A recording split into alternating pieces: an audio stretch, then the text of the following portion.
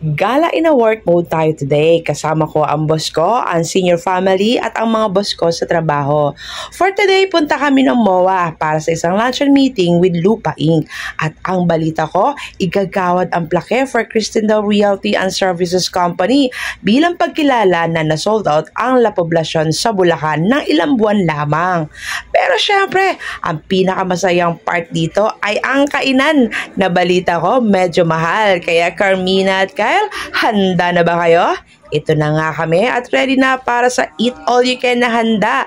Thank you Lord na lang talaga at di ko afford ang ganito kung sariling budget ang pag-uusapan. Pampayad ko na lang sa bill ng kuryente namin na di ko na halos mabayaran. Pero syempre pag may budget ka ay talagang babalik-balikan mo dahil nga masarap ang pagkain dito. This is my story for today. See you next time! Okay, Kyle. Kaya mabuhin niya? Yes, ma'am. Sige, ilang pula. Ma'am. At titignan natin kung gaano sila kagaling kumain ng dessert. Parang ito na kaya. Uy, Carl, wala akong ganyan. Nag-check lang. Hindi na raw kaya, hindi niya raw kaya, pero